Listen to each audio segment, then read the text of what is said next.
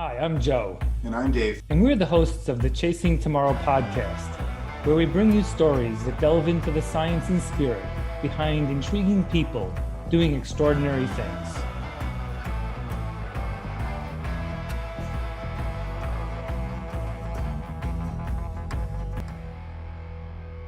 Welcome to the Chasing Tomorrow podcast. This week, it's episode 40. We're going to talk about personal and executive development this week with Robert McNaughton. Robert is an executive coach and facilitator who specializes in balancing interpersonal development alongside individual performance. Robert supports leaders in resolving the gaps between vision, roadmaps, team alignment, and sustainable execution. Robert founded the Integral Center in Boulder, Colorado, in association with renowned philosopher Ken Wilber.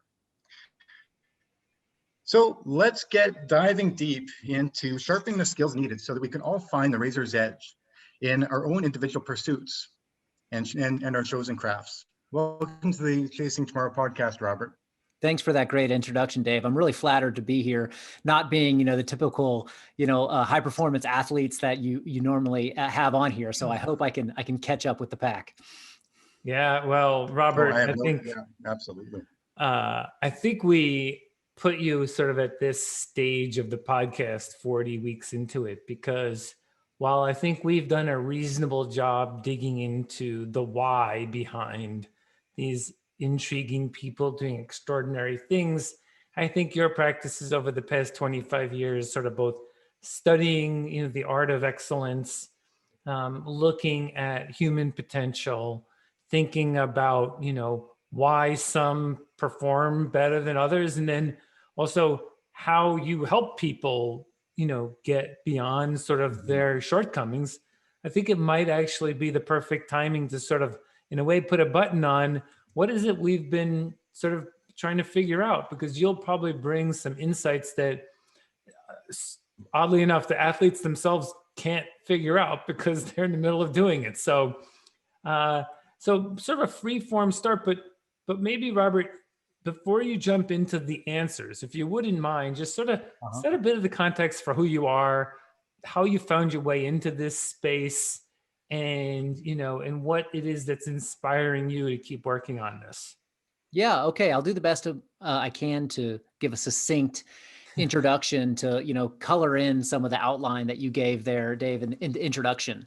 And the best way I like to describe it is, by starting, like, I grew up in Southeast United States in Atlanta, Georgia, which I had both very deep traditional Southern roots.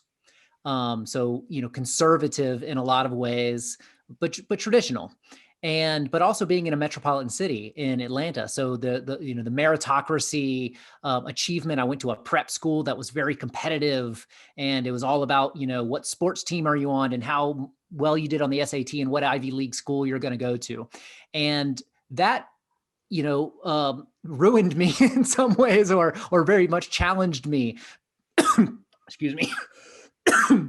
Swallowed my performance tea a little off there. But, what happened is like, on one hand, I was being told that I had all the gifts and, the uniquenesses and everything to succeed. But the normal markers of success was like, I didn't really care to be on the sports team, or that wasn't working out. Academia started to change a context for me. So the normal metrics of success weren't reflecting to me what I was being told. And that created a lot of cognitive dissonance. So I needed to get out of there. So I hightailed it as soon as I graduated out to Boulder, Colorado. And, the excuse was to go to engineering school in Boulder. But the real truth is I heard that people were rock climbing without ropes in the full moon in altered states. And I was like, okay, I need to be there if I'm going to figure any of this out. Mm-hmm. And going to Boulder in a place where the meritocracy was a whole different, situation. There were a lot more people seeking and looking under every stone to find meaning. And I was doing very much the same thing, which turned out in retrospect to be a lot of deconstructing what I thought mattered most. And for anybody that's gone down the postmodern path of deconstructing where they come from, there's a lot to learn, but it's not hard to wash up on the shores of a perspectival madness when you try to figure out what your values are at the end of the day. And so in doing that, I started this center, the Integral Center, which is an adult development learning center in Boulder that focused on training facilitators and leadership development, but was working with, by plugged in with Ken Wilber and the Integral movement, kind of the creme de la creme of personal growth and spiritual leaders. And really starting to like get a sense of, it's kind of like, okay, well, what does matter? And how do we interact with it? And then being the leader of that company, I got in some ways martyred as a, postmodern pastor when people would be like, hey, who put you in charge? And I'd be like, wait, am I not in charge? And having to deal with all the problems of being a white male leader in a very progressive culture. And then when we finally exited that company and now, being an executive coach, I get to help with leaders who are working with exactly these issues, which seems to be very relevant, well, more and more relevant these days, of like coming from a very kind of traditional and modern place, coming out into a very progressive postmodern place, which was, kind of born out of the inadequacies of those things and trying to make sense of it all. And that's what integral philosophy is at the end of the day, is making sense of all those things. So that was a scatter shot. I threw a lot against the wall there. So why don't I pause and see what we want to double click on? No, absolutely. I think it's wonderful to know, exactly where you're at right now. And then, we can talk, of course, and kind of construct the foundation of why you decided. So let's talk a little bit about your childhood. I mean, did you have really strong integral leaders around you? Did you find a lot of support within the community to form leadership, or were you a bit of a follower growing up? Yeah, I mean, I was always able to had enough confidence and enough skill, just inherent skill, to kind of be comfortable wherever I was. So I had lots of different friends, and I had friends who were athletes, and I had friends who were, taking more alternative paths. And so I didn't really have much of a context for, where I was supposed to go. There was the kind of generalized context that, our parents, and in a prep school environment, like all of the parents were like, what is the most competitive school that we can get you into? And that was so kind of allowed, and in the background, it made a lot more space for like, well, what else can we pursue here? And I did have mentors, and I think that's a great question, Dave, because it brings to mind the best mentor I came across when I was in high school ran the experiential education program at my school. It was called the Discovery Program in peer leadership. And it was taking, freshmen into the woods to go rock climbing, to go caving, to, be camping for the first time for a lot of these kids, and dealing with what comes up in those circumstances. And I took to that like a fish to water. And that was the beginning of my facilitation path of like, how do we make sense of our experience of things when put into challenging environments?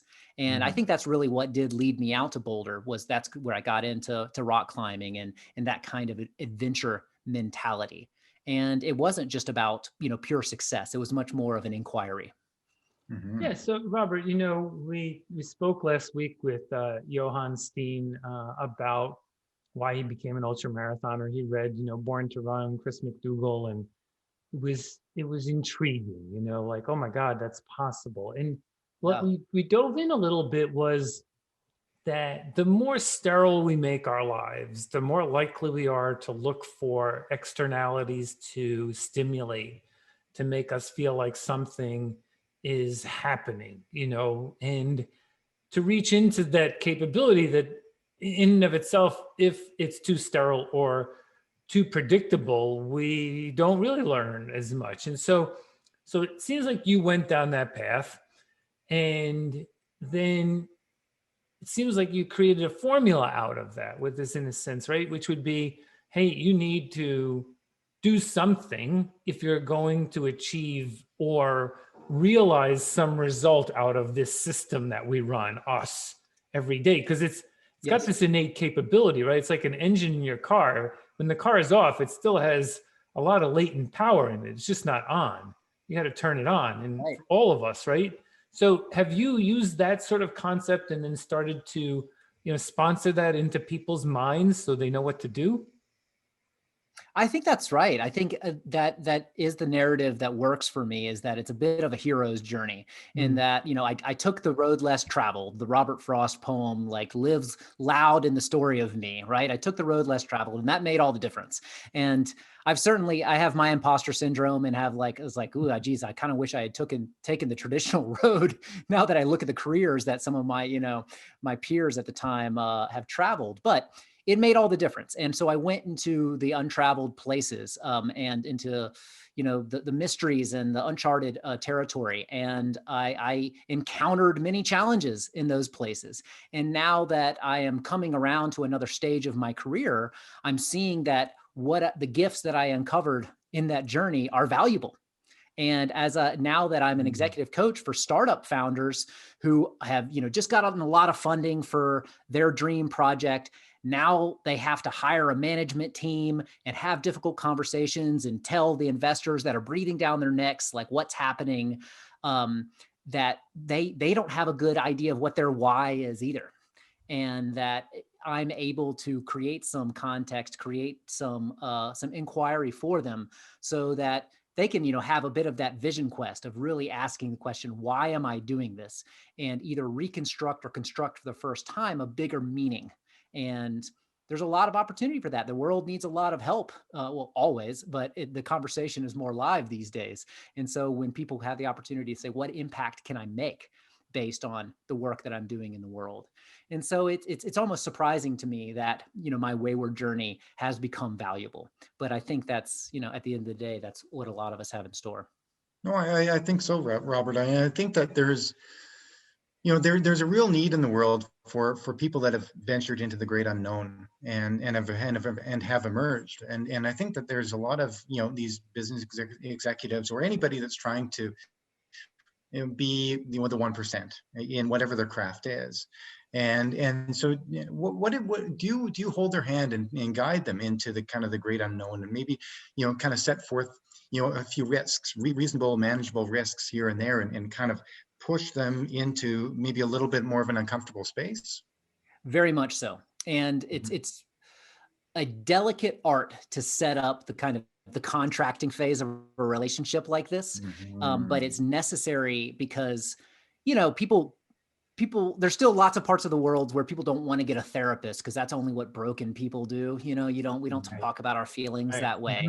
But an executive coach is kind of like a therapist for startup execs that makes sure that there's a result at the end. And so I have to get really clear with my clients of what's at stake, right? If you don't develop through this next stage of behavioral, flourishing, like if you're not able to learn how to delegate, learn how to have difficult conversations with your co-founder, get into that territory of challenge, what's at stake. And then when it's very clear to them that they might lose out on their dream or some opportunities, then they're willing to work harder than they would on their own. And so that's the job of a coach, is to be able to remind and set clarity to people why they're doing this, and then hold their feet to the fire. Yeah. So one of the things that, we explore a lot is this idea that, in sport, it's easy to measure because usually we use a clock or a yardstick. We have something that makes it quantitative rather than qualitative. And, and at the same time, we did explore last week in a couple of race formats, specifically in this ultra running space. There's some times where we're making the capability that you have physically not the differentiator. It didn't matter if you had fast twitch muscles or a better VO2 max. What matters is, where did that head of yours go, when you're sleep deprived. And so I think there's this bit of a parallel into whether it's startup or life, which is that even if it isn't that measurable, the effect on mind-body connection really matters. It just seems more logical in sport, but in life it carries over. So how do you play with that when you're working with people? That's a really great question, Joe, because, it's people have always intuitively known that the mind-body connection seems useful, but you kind of look out east and at Buddhism and stuff, and it's like, well, I don't have time to invest in that too much, and just, unless I'm just curious. But more recently, especially if you look at like the flow research, of getting into these, transient hypofrontal states of where, and because we're measuring things, if we look at like what's happened with the X Games, of where the growth in excellence is Right. exponential. Yeah. And it's showing that, these kids are getting into a flow state. They're getting, close to death. They're measuring but they're also within the realm, all the things that Mihai talked about in his book Flow, and all the new research that's coming out, that there are these triggers that create just radical growth. So all of a sudden, there's a lot more attention going into the mind-body connection these days, because we're seeing that there's a lot of fruit there. And the way that I like to work with it is create more metrics, right? So if we're not measuring the mind-body connection, well, how can we? So one of the secret tools is nothing fancy that I work on with my clients, is I make them grade themselves on the things that we're working against. Like if it's having difficult conversations, if it's delegating, if it's facilitating, if it's having inspiring conversations with their employees, I say it's like, okay, based on what we've been working on, grade yourself on an A to F, right? How did you do? And then if this is a C+, what does a B look like? Right. And it works like a charm. Right. When you start to apply a vertical metric to yourself, it creates clarity on it's like what Peter Drucker said: what gets managed what gets measured gets managed. Yeah. Yeah. Define. I love that. Go ahead, Joe. I was just going to say, just to echo, it's define better and then go for it. Yes. Right? That's what your grading is doing. Because really, it's not just the grade, it's like what's better coming out of that. And that's the same as you ran a mile in 5 minutes. Well, you know what better is. It's less. Yes. Here, it's just like I did the delegation, too late, or so I have to do it sooner. So there is a way to turn that qualitative into a quantitative, a measurable activity. Yeah. Yeah. And I can say just a little bit more about that. The great thing about this is you can author the game. You get to set the rules. And like, I think a lot of people, have an interesting relationship with being measured against other people. And like, I can speak for myself, like being in a very meritocratic, competitive prep school environment, I had a bad taste in my mouth about being graded, about being compared to others, and needed to get to a progressive postmodern place where it was more focused on egalitarian, until I realized that I was getting away with, low versions of my own execution, that I wasn't performing in the ways that I wanted to. And I had totally written off that whole vertical dimension of life. And really what I needed to do was just change the context and just reauthor the game. And so even the people that are in competitive sports, it's like, well, maybe it's not just about this one dimension. I have other values. And we're seeing this in what's, the conscious business space. It's a multi-stakeholder environment. It's not just about profit as the bottom line. There's people, there's planet, there's all these other things that we can measure against and manage against. Mm-hmm. No, I absolutely love that, Robert. And I think that there's a big space in moving away from, being told what to do and the 5 simple steps to success within anything, and to rewriting, your own path to success, and then managing it from there. And so that being said, maybe let's talk a little bit about that, let's talk about an athlete. Let's say, Joe and I are in the ultra marathon running world, and really there's no plan of how to do this. I just got back from a 60-kilometer run this morning, and that's just what you do. And nobody told me to do it. It was something that I feel like I needed to go out and put in a good effort on the highway. And so, but yeah, I mean, when it comes to that, maybe let's talk us through a little bit of kind of creating your own, being your own author for whatever success would be. So what would be some of your questions you would ask me as I'm getting ready to take on the North American 24-hour record in 24 hours. And so that's going to be running 278 kilometers in 24 hours. And so what would be some of the questions that you would ask me as an athlete that would say, okay, how would you measure your performance today, or your diet, or your mental prep, or on and so forth? Is it specific questions in regards to, how would you measure your performance today or this week, or in what regard would you delegate that? Great. I love this question, Dave. And let me get to those questions in a bit of a circular way, because it's like I definitely look up to you guys as ultra marathon runners, and like there's still a part of me. It's like maybe I'll get there. Like I'm a marathon runner, and you mentioned Born to Run earlier. Like I love the running books, and a couple of them that are my favorites is the Sakyong Mipham Rinpoche, a Tibetan monk, wrote the book Running with the Mind of Meditation. And if you haven't come across that one, it's one of my favorites, because this is a Tibetan lineage holder that's also a marathon runner. And he breaks down how running can be an incredibly potent meditation practice.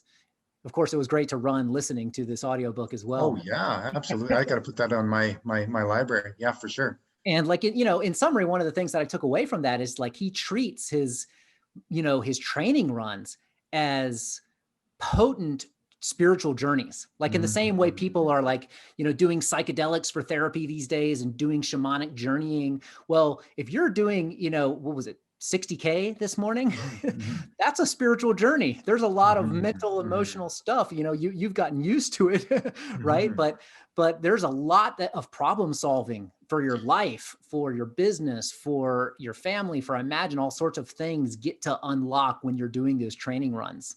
And so those are some of the things that intrigue me. But so to come back to you, as you look at this race coming up, I get curious about when you finish. Like when you're doing the race itself, training and leading up to it, but when you finish that day and that week afterward, and the conversations that you're having with the people that matter in your life about the race, what would you like that to be? How would you like to feel? What would the conversations you would like to have in finishing that race? No, absolutely. I think I could answer that in maybe probably a couple of things. Number one, that you emptied your tank, that you left everything out there. And number two, that you managed all your negative thoughts within the 24 hours, that, 12 hours in, 16 hours in, 20 hours in, that you're going to be sabotaging and trying to convince yourself that it's enough, that you've done enough, and that it's okay to kind of pull back and to listen to those voices in your head to pull back. But you didn't. And that you kind of broke through that wall, and so I think those would be the, to answer your question, those would be the two answers that I would have. Yeah, that's very clear. That you didn't have to think too much about that, of leaving it all out on the trail, so that and like once again, I get curious, if you do that, if you leave it all out on the trail, like how will that feel afterwards? Yeah, and to answer that question too, and I love where this conversation is going, because I think that our listeners are they look up to these ultra runners, but then this is really kind of cool. We're kind of doing this live. I remember when I broke the Canadian 24-hour record in Torino, Italy in 2015, what happens is the gun goes off at 7 o'clock in the morning, and at 7 o'clock the next morning, the gun goes off again. And then you stop and you fall over. And it's a 2-kilometer looped course that you run around and around and around and around and around for 24 hours straight until you can't anymore. And you run that many laps plus the remainder of that last lap, and then they mark that. And so I ran 257 point something kilometers that day, and got 6th in the world. And I remember lying there on the ground, breaking the Canadian record by over 15 kilometers, just crying. And I all I remember was thinking, if I could do that, I could do anything in the world. If I could achieve that, if I could go that far beyond what I thought that I could possibly do, then nothing is unachievable from this point moving forward. Yeah, and I think if I could just jump in the middle of this, Robert, because of course, we probably would want to talk for 3 hours on this, but I think that what Dave, you said is this idea of managing your negative thoughts. It is a part of life that we accept, but don't do a lot about. And maybe sometimes when we do something about it, it isn't a very healthy and productive thing that we go do. Maybe we'll have too many drinks, or we'll burst out from it, like yelling or something. And in fact, there are ways for us to work on it productively. So you're out there running for our listeners, I always try and do the US math, 60 kilometers is 36 miles, and Dave just knocks that off in the morning. And if he does the 278 kilometer record, it's 166 miles in 24 hours. So it's a lot. But that success is going to be as much, he trains enough physically, he's ready, but it's going to be about managing that. And how do we work on that in life? What is it that, Robert, you could even give some advice on, like that it isn't about trying to put yourself in a negative state, right? That's not the point. It's about how do we respond when that happens? Yeah. What is it about that comfortable being uncomfortable thing? How do we practice that? Yeah, this is a great territory we're exploring here. This and just Dave, that experience that you talked about of like kind of laying there on the ground, just completely having left it all on the track, and with that full visceral knowledge of knowing that you can do that, and that how that's going to translate into your life, and like what you're saying, Joe, how you can encounter every part of your mind that says, maybe I shouldn't keep going with this, that you have that in your bones. This isn't watching the movie 127 hours and just seeing Aaron Ralston cut his arm off and being like, oh, humans are great. No, you had to sweat and bleed that out, right? You had to, you earned that self-respect that is going to benefit not just you, it's going to benefit your community and every, person you touch. So, there's a compelling argument for why to do these things. And, and how do we chunk this down? Well, what I've been really learning a lot about in the past few years is like neurophysiology, and like we're still learning how the brain works and how the hormones and the neurotransmitters work. But for me, when we talk about what dopamine is, and as a reward center, for lack of a more nuanced understanding of it, but to me, it's understanding the game that I'm playing. Right. And like, what is the metric that I'm holding up against myself, and what does winning mean? Right. When, and this shows up for me in productivity. Like if I just show up at my desk and look at email all day, I lose. Even if I get a lot of work done that day, at the end of the day, there's still an inbox there and I don't know what I did. Right. But if I say, okay, if I do this one project today, if I kick butt on this one creative writing piece for an hour, I win.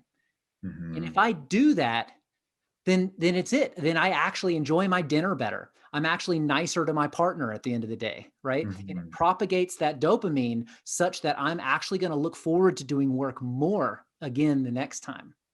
So in a lot of ways, like we can use the mind as an ally instead of an enemy to create the context. But it takes a long time. I just started skiing again this year. I moved out to Colorado 22 years ago. And I always, would go up with big groups and, just didn't have my gear worked out. And it always just felt like a losing battle because it was just so much stress and work. But this season, I started going up by myself, and I really would take time with my gear and get it working and like get in that flow state. And all of a sudden, I'm like, wow, this is fun. And it's actually hard to get me off the mountain now. It took me 41 years to get to this point where I can actually know how to enjoy these things, because I really had to get clear on why I was doing it and what success looked like. Does that make sense at all? I like that.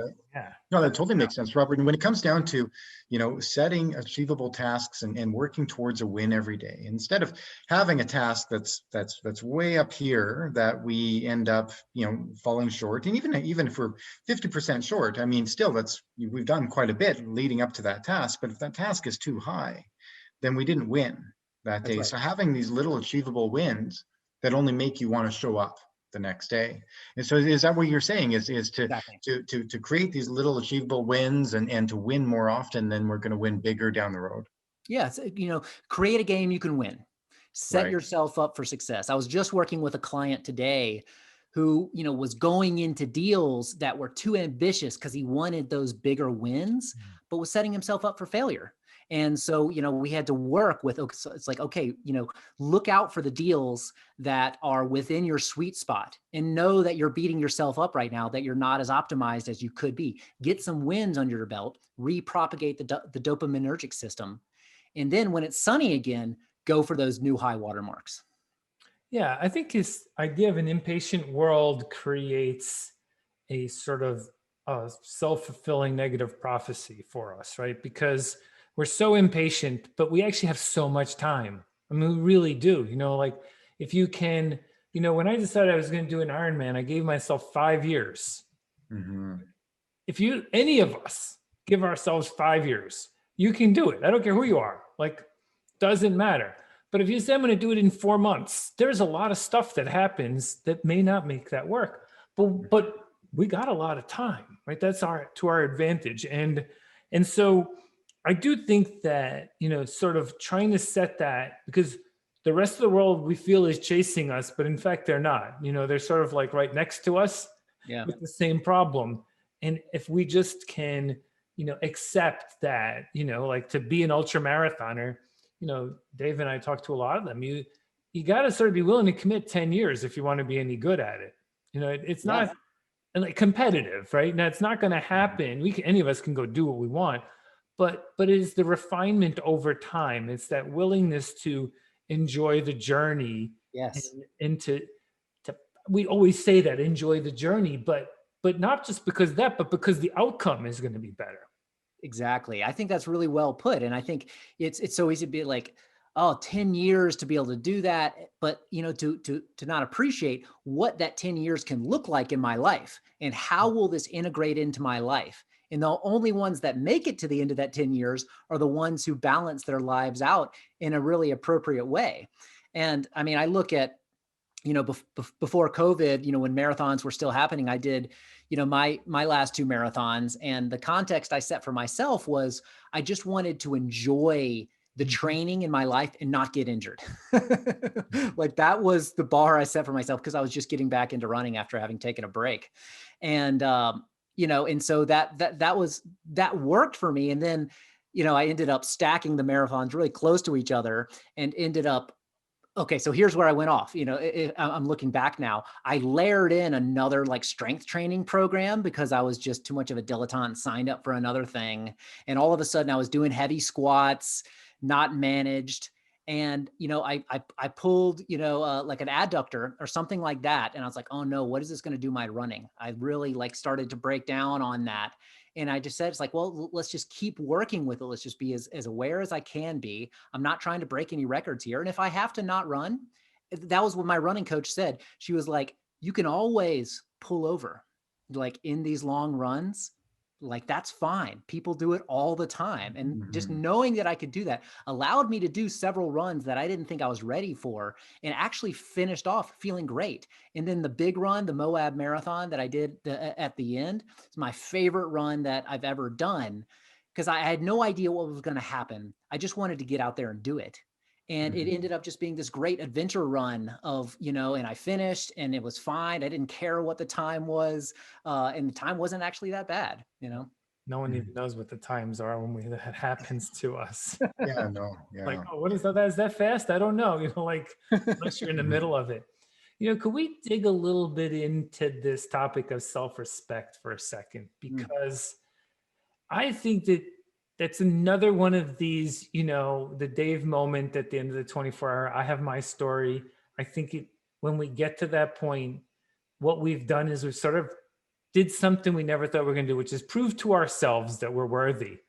That's what we're so often trying to do. Like, we think we're trying to prove it to everyone else, but it's really about proving it to ourselves that, that we merit the reason to be, and we have seized the opportunity at a level that it's somewhat undeniable at that point. You can't sort of just say, oh, well, maybe. It's that point. And that's why I think the emotion is so hard at that moment. Not bad hard, but really there, because it's like that breakthrough. Now, that's a hard place to get to. But if we can sort of go at this, we should have better self-respect to start with. Yes. Are there some tools or some parts of the conversation you have with these high performers or anyone in life that sort of gets them breaking through on that moment so that it serves them? And then when that happens, then it serves everyone else around us too. That's a really good question. And I'm curious to see what I'm going to say on this. And hopefully we can hold it as an inquiry. And I'm curious to hear what you both have to say in answer to this as well. Because I think that's the sweet spot, of like, how do we propagate self-respect in a sustainable, reliable way? Because I think you can err on the other side as well. Like out here in Boulder, you can take yourself a little too seriously. I've definitely been accused of that many times. And right. And so it's like, you can't make it so much about me that you're not paying attention to the greater picture anymore, or each other. But then we also can't just do the faux altruistic thing of not putting the oxygen mask on ourselves anymore. And then, then we get trapped into a story of like, well, I'll just never be able to do that. I'm just not capable of that. Right. So if I look at some of the success factors in my life, that the things that I'm very proud of that I have as resources, I'll start in the kind of relational category of the support structures as far as people. I work really hard to have a close relationship with my parents, and the fact that, I can benefit from where I come from and have them close in my life, I hold as priceless. I have a men's group here in Boulder that I've had for 13 years now. Marco Lam, you've had him on the podcast. He's in my group. So I've got these world-class guys who, we weren't all, at this stage, 13 years ago, but Right. we helped each other get there. And these are my best friends. These are the guys who I can tell anything going on in my life to, and know that I'll be supported and taken care of there. And they're going to tell it to me straight, that if it comes to my self-respect, if I'm taking myself too seriously or not enough, they're the ones I can rely on. They're not going to hold the punches. Yep. They're going to tell it to me like it is. And so that I can tune myself in that way. Mm-hmm. Of course, then there's professional relationships like having a coach or a therapist, or, even having, collegial relationships like this are important. And so that's just one category in the relationship category of how we can scaffold in more self-respect. And I think there's probably things in other categories, but I'm curious to hear what you guys have to say on this one.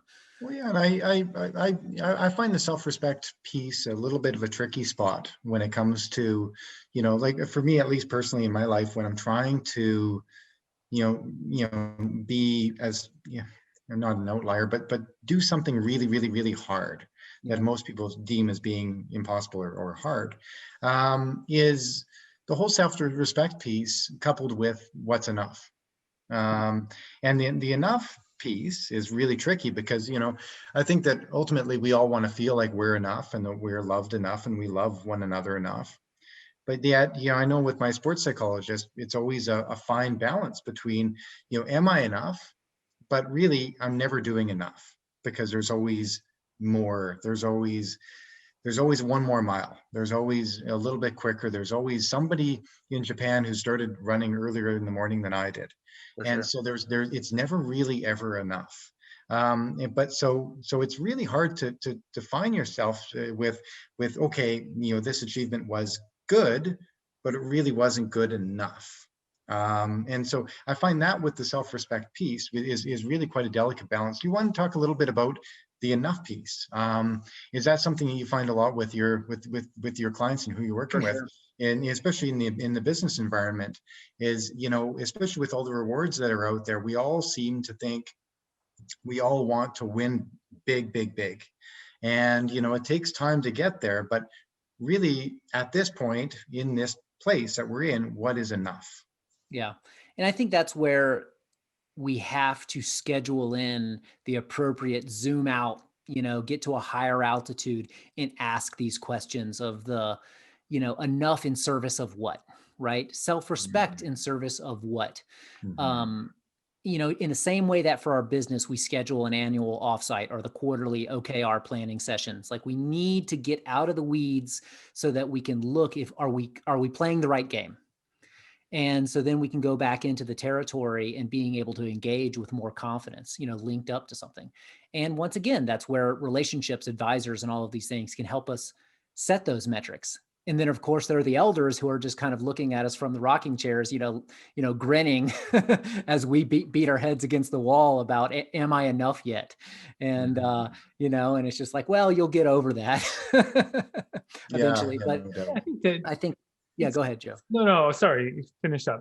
Yeah, well, I was just going to say, as far as like my clients, it's often, when I start working with them, I always ask these questions of like, okay, what do you want to achieve this year? Well, we need to position ourselves for a Series C round. We need to, scale out like this. Okay, it's like, okay, if you get that, what is that going to give you that you really want? Well, that's going to position us in the market this way. It's like, okay, great. Well, if you get that, what is that personally going to give you? What does that make possible for you? And a lot of times the clients will be like, well, shucks, and it's like, a lot of it's like, well, I mean, I guess we add another zero to the target, right? It's like we achieve that funding milestone, add a 0 to it.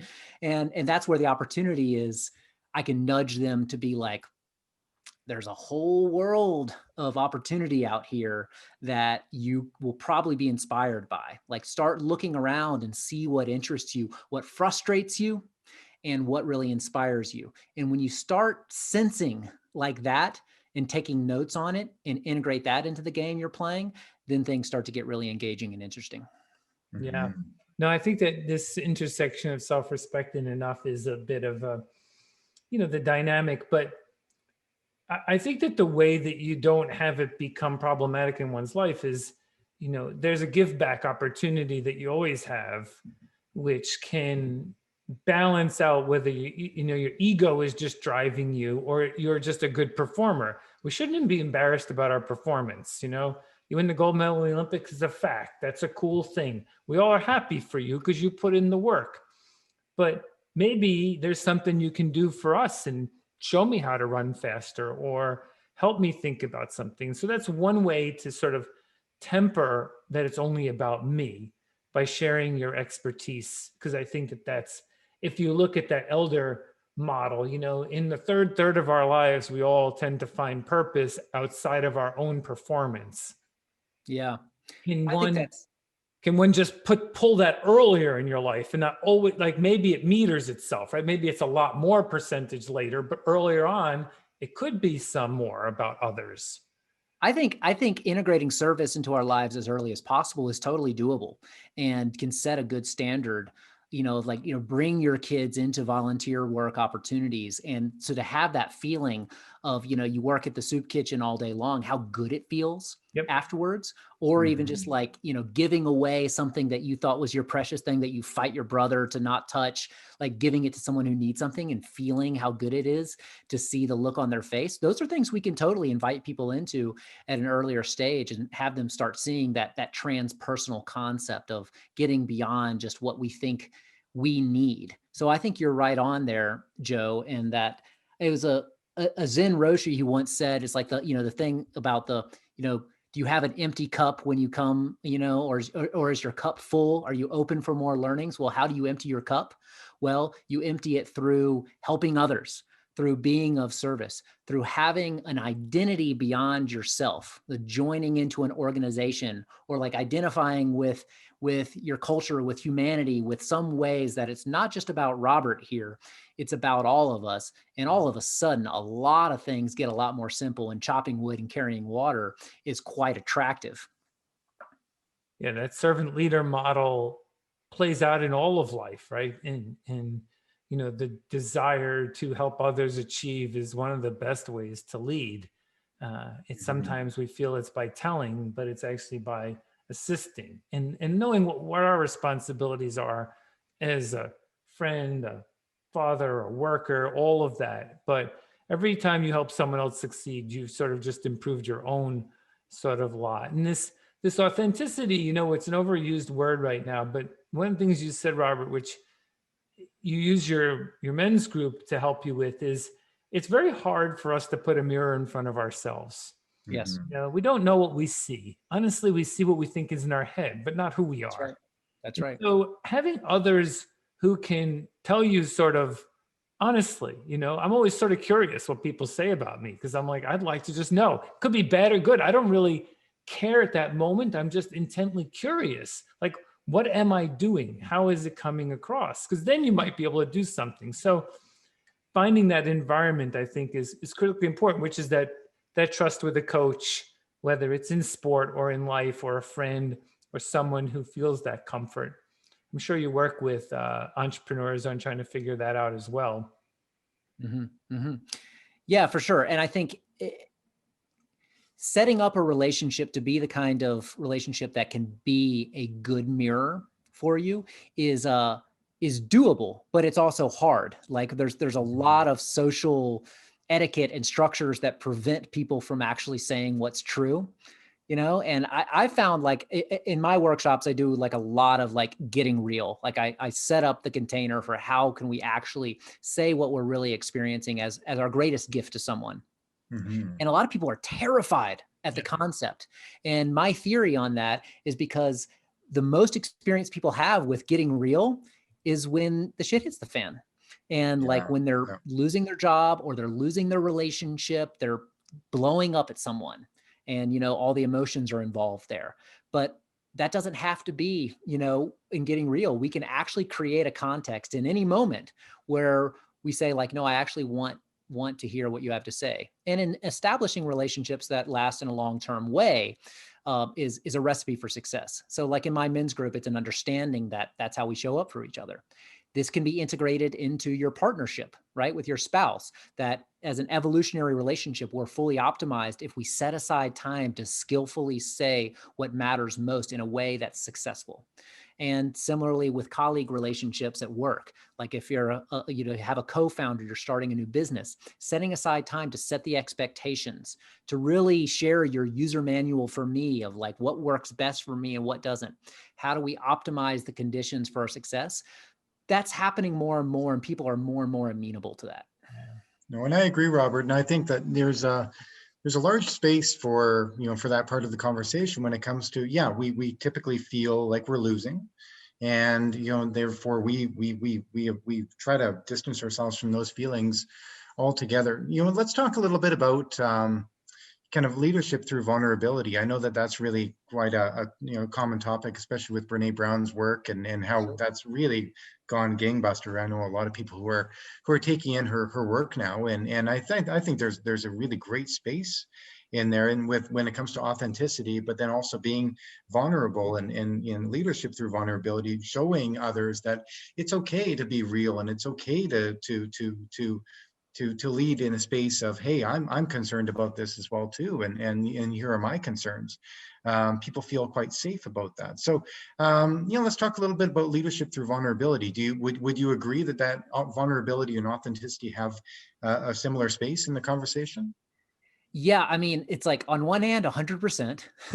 On the other hand, it's more complex, as always, right? There, we can definitely get too idealistic about, wow, if we were just all authentic. People used to come to my workshops to be like, wow, authentic relating, the world needs to be, this is going to save the world. It's like, okay, so, you know, hold your horses there. Like you still got to go to work tomorrow.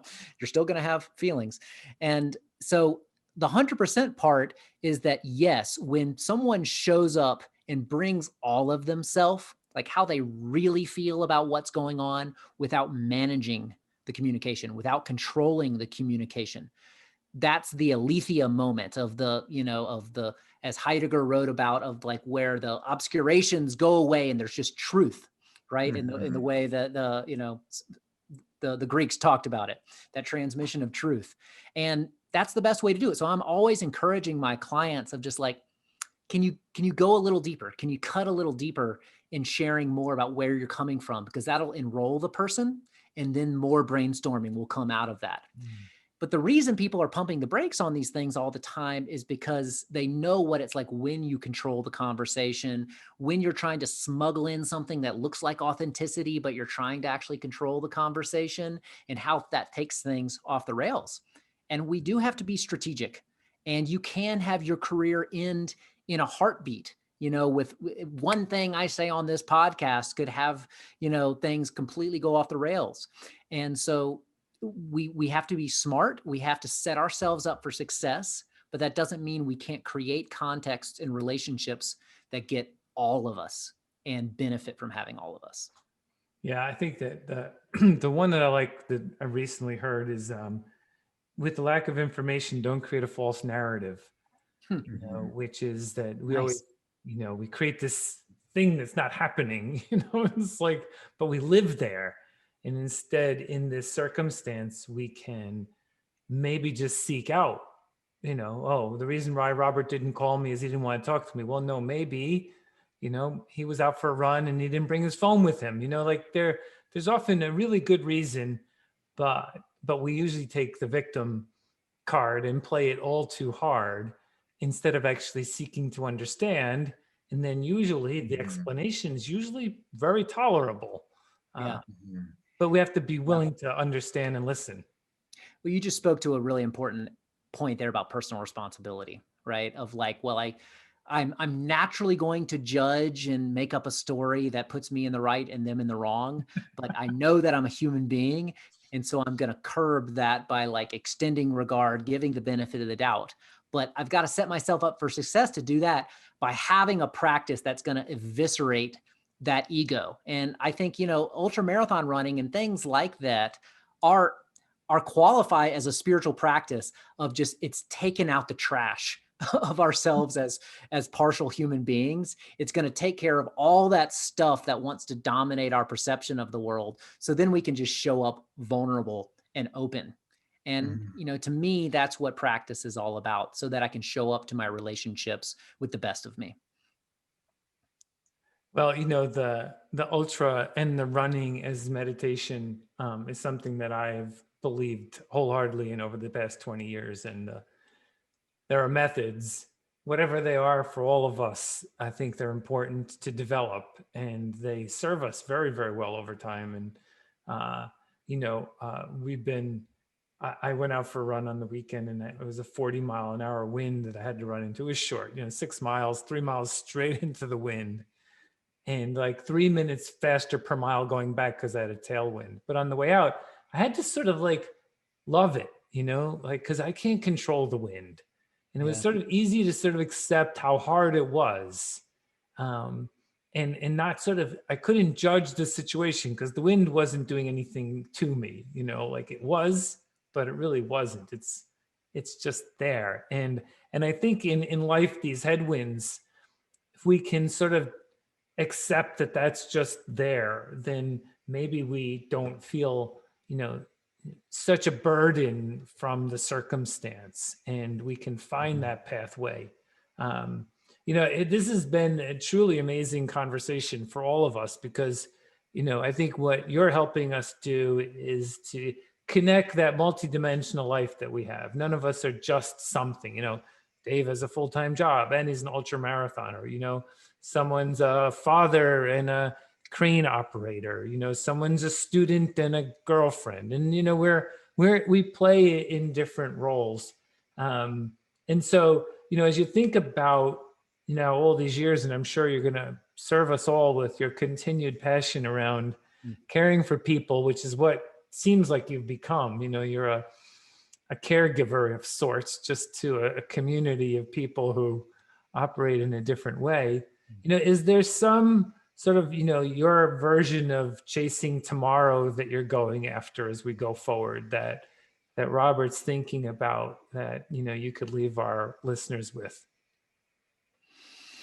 Yeah, it's a strong question, Joe. And I think, it's just like following up from what you were just describing of like, if we're chasing tomorrow, we are having to turn into the headwinds and face the unknown. And, when I was like studying theology and like, trying to understand like the roots of the church, it's like I learned that the word sacrament is the same word as mystery. And so that things that are sacred are unknown. And that if we make our life sacred, that we are having the humility to face into the unknown, knowing that we can't control our circumstances, knowing that we walk on the hallowed ground of our ancestors. And that requires some respect and reverence, that we can't just go on to autopilot and think that we can control and make things, with what our immature mindset says they are. And so as I look out ahead of me, what I'm compelled about is, making my life as centered and aligned in a sacred way as I can, to continue being a caretaker. And I so appreciate that reflection, because that's what served me the most, is when I help people, that's where I feel it. And so the projects that are on my plate right now, I've got like too many projects that like I have to learn how to set boundaries with and learn how to say no to some things.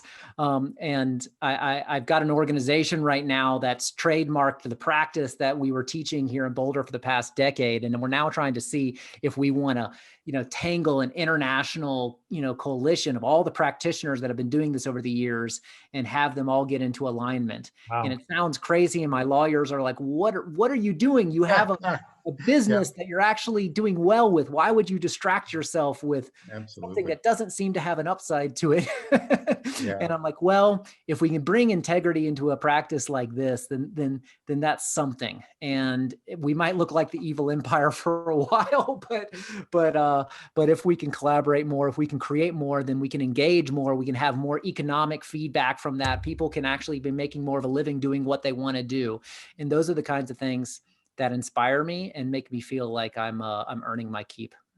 Yeah, well, I love that, Robert. And it sounds to me like you're looking at your North Star with a lot of courage. And yeah, Joe and I are big fans here. We love to have you on again. This has just been nothing but a slice. Really appreciate your time, Robert. Well, thank you guys so much. I'm honored to have this conversation with you. Let me know how I can support, and I look forward to a lot more. Thanks, Robert. Maybe we'll go out on a good long run together one day. I'm there. I'm down. Just don't expect me to keep up. No. We'll go at whatever pace that we need to. Thank you very much, Robert. Yeah. Thanks, Robert. Cheers, guys.